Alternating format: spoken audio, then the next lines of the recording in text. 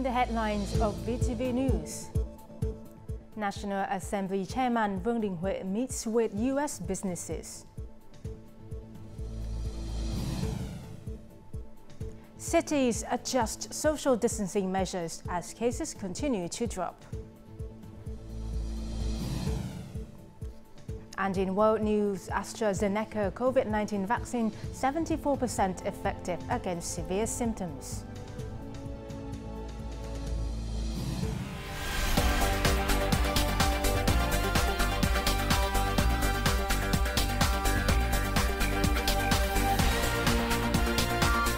Broadcasting from Hanoi, the capital of Vietnam. VTV News starts right now. Good morning, it's 8 a.m. local time here in Hanoi and you're tuning in for 30 minutes of the latest updates from Vietnam. Prime Minister Phạm Minh Chính on Thursday received United Kingdom Ambassador to Vietnam Gareth Ward. At the meeting, Prime Minister Phạm Minh Chính urged the two countries to foster cooperation in order to optimize the benefits of the bilateral free trade agreement. He also asked the UK to open its market to more Vietnamese export products and called on UK businesses to increase investment in Vietnam. He thanked the British government and people for supporting Vietnam with 415,000 doses of the AstraZeneca vaccine.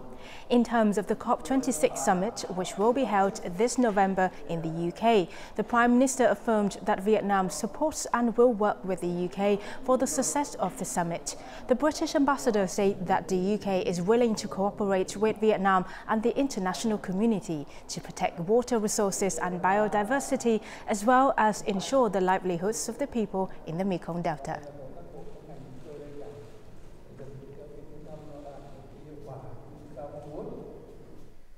National Assembly Chairman Nguyen attended an online working session with a high-ranking business delegation from the US-ASEAN Business Council, or USABC, on Thursday at the request of the Council's President and CEO Ted Osius.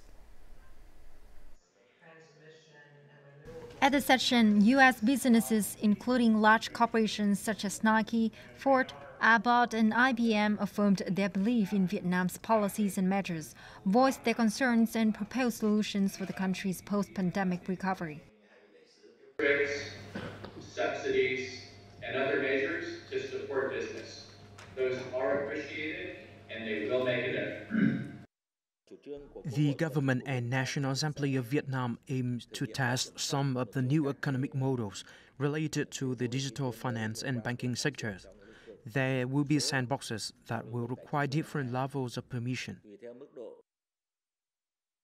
Regarding the difficulties of businesses in Vietnam, National Assembly Chairman Nguyen noted that Vietnam has issued numerous policies to support businesses during the pandemic, including tax exemptions, tax reductions, and cash flow assistance. However, these difficulties are just temporary, and Vietnam has maintained a solid foundation for sustainable growth. To make the most of the opportunities, Vietnam is continuously developing its laws and regulations to prevent corruption and wastefulness. A number of bills will be discussed in the near future, such as the law on insurance business and the law on intellectual property, which will codify Vietnam's commitments in free trade agreements and aligned with international practices.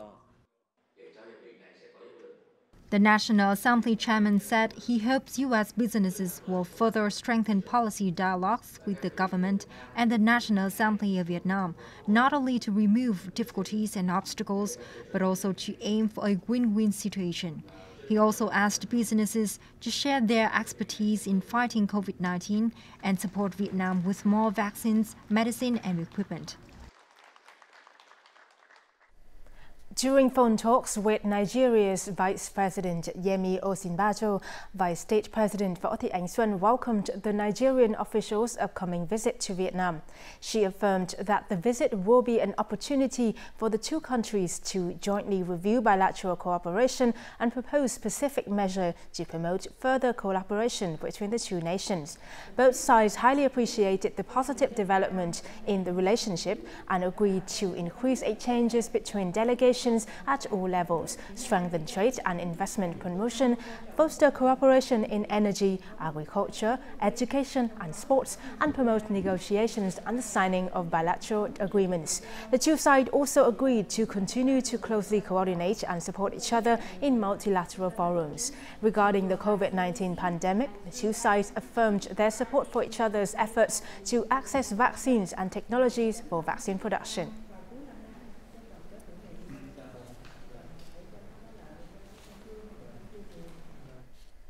Politburo member and Secretary of the Party Central Committee and Chief Justice of the Supreme People's Court Nguyen attended the 11th International Legal Forum of the Asia-Pacific, which took place online on Thursday.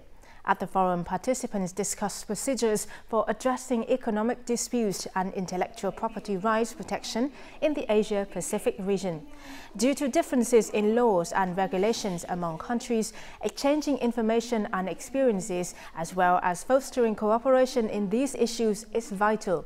Speaking at the forum, Politburo member Nguyen said that the topic discussed at the forum affirmed the important role of judicial bodies in regional economic development. He affirmed that Vietnam's court system has been improving its handling of cases related to international trade disputes and intellectual property rights, contributing to enhancing the country's business and investment environment, as well as boosting economic development and international integration.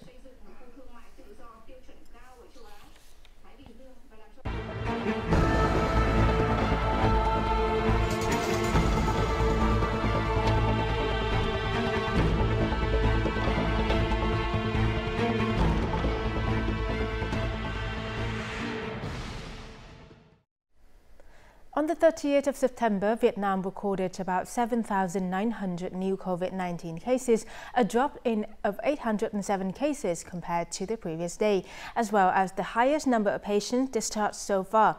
As the country sees positive developments in disease control, cities are adjusting their social distancing measures. Starting October the 1st, Ho Chi Minh City will start relaxing its coronavirus curbs by allowing more business and social activities to resume.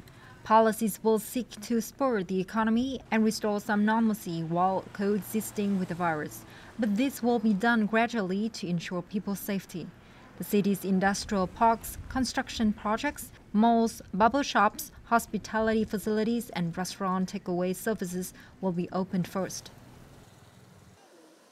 Markets, hotels, outdoor sport and public transport resumed in the central city of Da Nang on the morning of September the 30th, though other restrictions will remain in place for now.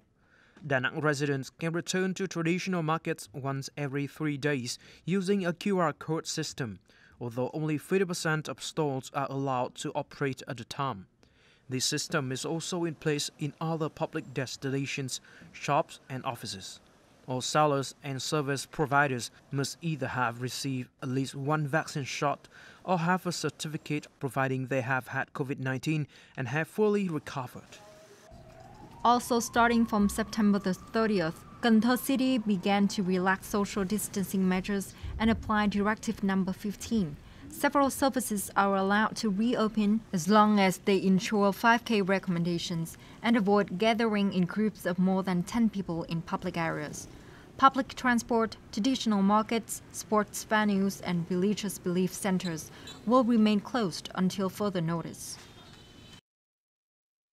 As of Wednesday morning, Đắk Lắk province recorded more than 1,800 COVID-19 cases, more than 60% of whom are ethnic residents. Thanks to timely efforts to trace and test people, authorities have brought the COVID-19 outbreak under control. As such, the number of green zones has been increasing and the daily lives of local residents have gradually returned to the new normal. When COVID-19 broke out in mid-June, Ia Bok village, home to more than 800 ethnic residents, was placed under social distancing for weeks. 3 members of her Nguyen family were among the COVID-19 patients who had been sent to the provincial hospital for treatment. After the quarantine period, we returned home. Now we are gaining stability while strictly following COVID-19 preventive measures. For quarantined people who have returned home, local authorities have provided each family with 10 kilograms of rice and a box of instant noodles. We provide them with food and essential items to help them stabilize their lives. Meanwhile, in Puhui village, after a cluster of 14 COVID-19 infections were detected and sent to local quarantine facilities, the village resumed agricultural production and business activities. Local authorities and residents have been joining hands to contain the outbreak. Everyone is a soldier in the fight against COVID-19. We ordered the local authority to raise awareness among residents in ethnic villages about COVID-19 preventive regulations. Local production activities have returned to new normal. Ethnic groups in Dak Lak province have been strictly complying with COVID-19 preventive measures to help authorities bring the outbreak under control. Thanks to the strong solidarity of local authorities and residents, most ethnic villages have restored their production and business activities. Coming up next, Vietnam remains an attractive destination for Japanese businesses. And young volunteers collect medical waste at hospital in Ho Chi Minh City.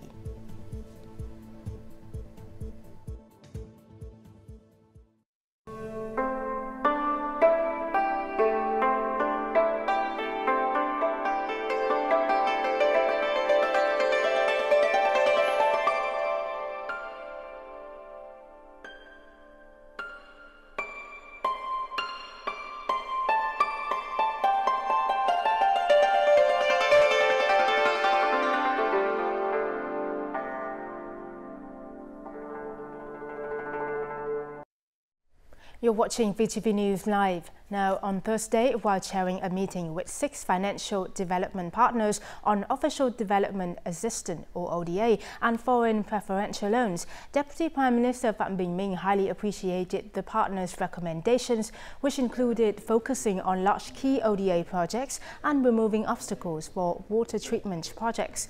The Deputy Prime Minister affirmed that Vietnam will simplify administrative procedures and ensure project implementation efficiency. He asked the 6 partners to review and ensure synchronous disbursement procedures. In terms of the plan to develop capital resources in the next 5 years, Deputy Prime Minister Phạm Bình Minh hoped that the partners would consider Vietnam's priorities and provide a suitable lending package. After a long delay due to COVID-19, trade promotion activities between Vietnamese and Japanese businesses have resumed. On the 29th of September, a program to introduce Japanese food and agro-fishery products, as well as connect businesses of the 2 countries, was organized in Hanoi by the Japan External Trade Organization, or Jetro. Over 70 Japanese businesses have sent 200 types of products to Hanoi for Vietnamese businesses to try and discuss cooperation online. Through this program, nearly 70 cooperation agreements were signed. Working with the Japanese is difficult but also easy at the same time. At first, you might think that the Japanese work is a bit slowly, but that's because they want to prepare carefully and get to know their partners before cooperating. Once the trust is built, they will work with you for a very long time. This trade fair is the largest ever organized by Jetro, both in terms of the number of participants and products. This shows that Vietnam remains one of the most attractive markets to Japanese businesses. In Vietnam, people pay a lot of attention to their health. However, the rate of overweight and obese people in Vietnam is on the rise. So I think that our products, such as vegetable powder, can help Vietnam solve this issue. The freight rates are very high lately, and the transit times has also been prolonged. We also encountered some issues when preparing for this trade fair, so I hope that this will be resolved soon. In the past, China, the US, and South Korea were the key export markets of Japan. But for the first time in 2020, Vietnam was named one of Japan's top 5 export markets. The export turnover of Japanese food to Vietnam also increased 70 times during the period of 2000 to 2020. This year's third quarter has been a difficult time for the Vietnamese economy due to a series of large-scale production centers having to suspend operations due to social distancing. As a result, Vietnam's GDP in the first 9 months of the year was pulled down, increasing by only 1.42%. However, imports and exports have continued to be bright spots and will remain an important driving force for the economy's recovery in the time ahead. Production lines were interrupted and shipping fees increased due to the pandemic, causing many difficulties for import and export activities. However, over the past 9 months, the total turnover of exported and imported goods still maintained a high growth rate, up 24.4% over the same period last year. And the total import and export turnover had reached over $240 billion. That is a crucial factor in this different time and prove that Vietnam's trade connection to the world remains stable. Notably, 31 products achieved an export turnover of over $1 billion, 6 out of which reached a turnover of $10 billion. The trade balance remains tilted towards the import sector, with machinery and equipment, automobile parts and raw materials accounting for nearly 94%. Despite this, the trade deficit is not of great concern, as these goods will be used as materials for production in the final months of the year. The government must also focus on solutions to expand export market and take full advantage of FTAs. Processed agricultural products and staple foods are prioritized since these are goods in which Vietnam has advantages. Exports are expected to create further momentum for economic growth in the fourth quarter. However, import and export activities still largely depend on the resumption of production in major economic centers in the country. Now, black jelly is a popular dessert that has many health benefits. It's enjoyed not only as a healthy snack, but also as herbal medicine that can help lower one's blood cholesterol and reverse the sign of aging, treat diabetes and lower high blood pressure. In Vietnam, the black jelly plant is grown mainly in a few northern mountainous provinces and has high economic value. In the first 8 months of 2021, the total export volume of black jelly products reached a turnover of nearly $1.4 million, mainly to Thailand, Indonesia, Taiwan and Korea. However, China remains its largest export market. According to experts, Vietnamese black jelly is of high quality as the plants are grown organically with almost no pesticides or chemicals. As such, it is favored by a majority of consumers. A protocol for Vietnam's black jelly export to China was also signed during a teleconference between the Ministry of Agriculture and Rural Development and the General Administration of Customs of China last year. Garbage contaminated with bodily fluids or infectious infectious materials has become an issue of great concern for hospitals as they brace for a surge in patients sick with COVID-19. Collecting medical waste at hospitals is a dangerous job, and waste collectors are one of the most at-risk groups for SARS-CoV-2 exposure. However, a group of young people has been volunteering to do this job for weeks at the COVID-19 Emergency Resuscitation Hospital in Ho Chi Minh City, even though all of them have tested positive for the virus. These young volunteers have been collecting medical waste at the Ho Chi Minh City's COVID-19 Emergency Resuscitation Hospital with the aim of preventing further transmission of the virus. Our group has 4 members. We are preparing to collect medical waste. My name is Huy. These are Nhã and Viet. That is Thạch. Every morning we go upstairs to collect medical waste and put it in carton boxes. Then trash collectors come to the warehouse to collect them. After 2 months, all members tested positive for the virus as a result of long exposure to COVID-19 contaminated medical waste. Although they've recently recovered from the disease, they continue to collect medical waste every day as they want to avoid cross-contamination in the hospital.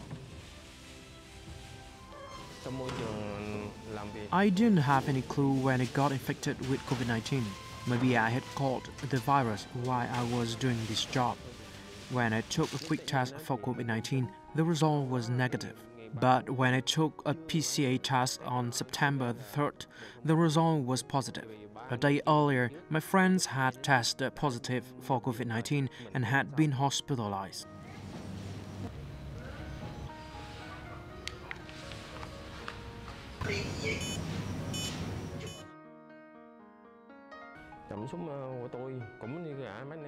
After receiving the positive test result, I was very upset as I had never caught the virus before, but the sadness only lasts 5 to 10 minutes. I quickly motivated myself to continue serving other people and my country. There are no tax collectors here, so we have kept on doing this job.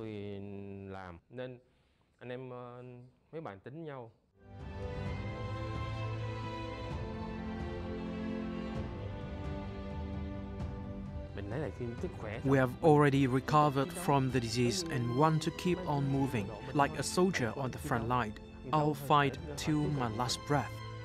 Countless acts of kindness are being carried out all over Vietnam as it continues to battle COVID-19. Much of it is taking place behind the closed doors of hospitals. Amid the darkness, many people are still out there, continuing to love and care for others.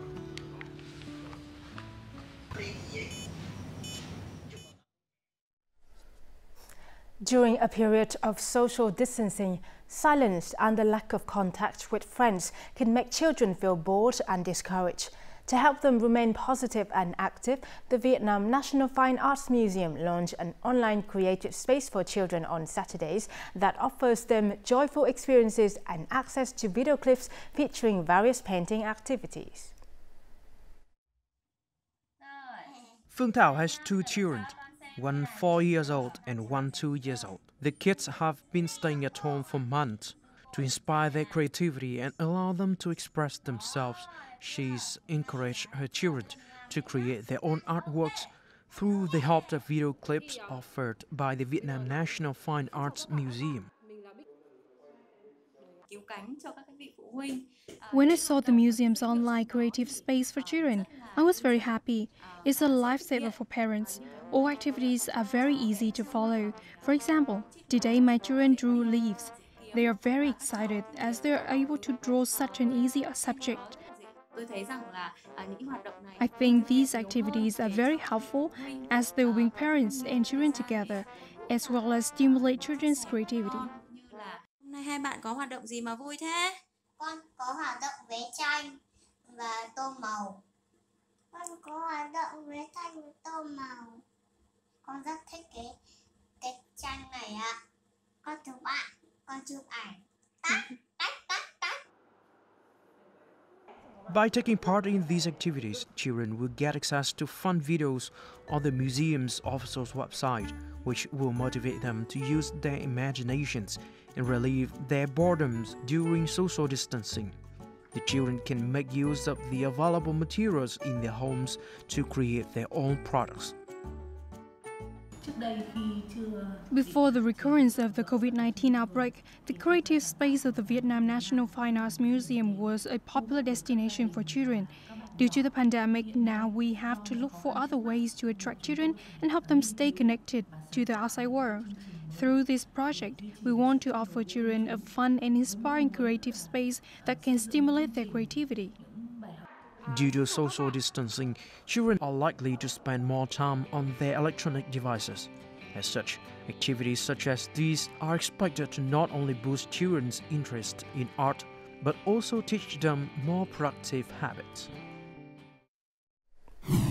Still to come in world news. AstraZeneca COVID19 vaccine 74% effective against severe symptoms. And later on, Cambodia's COVID-19 cases on the rise following outbreak in pagodas.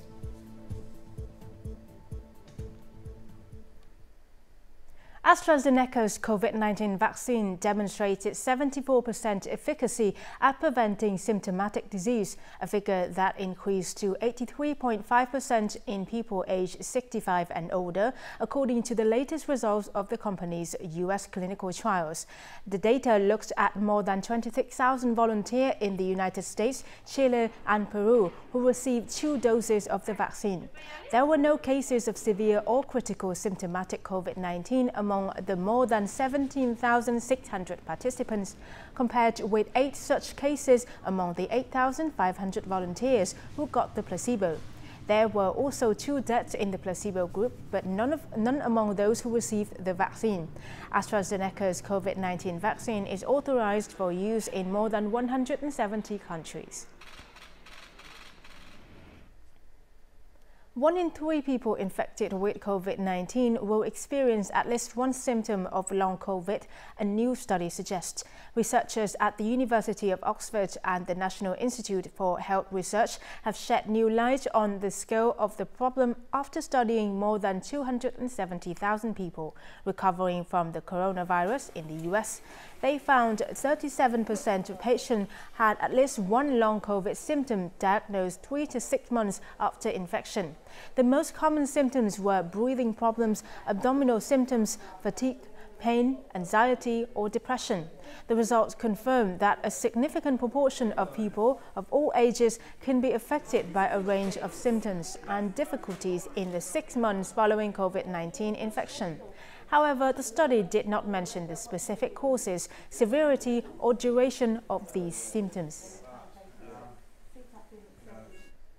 According to the World Health Organization's representative in Cambodia, Dr. Lee Ai-lan, the Delta variant is circulating widely in Cambodia as the kingdom sees a surge in COVID-19 cases related to the recent outbreak in Phnom Penh pagodas.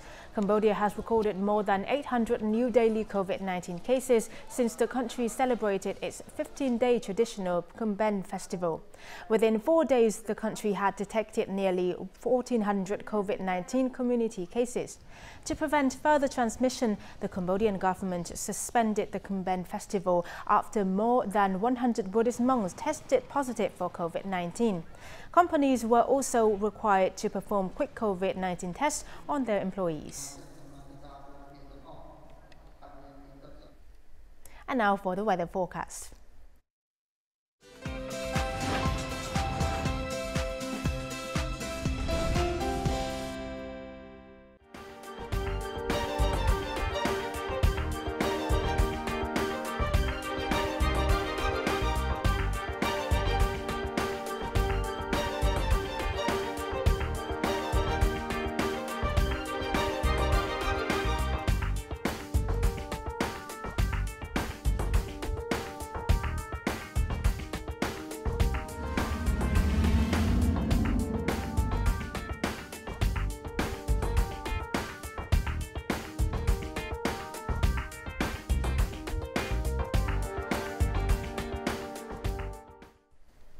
And so that's all on VTV News for now, but you can watch it again on our mobile app VTV Go or our YouTube channel. You can turn back in at 3 p.m. local time for more news. Thanks for watching. Goodbye.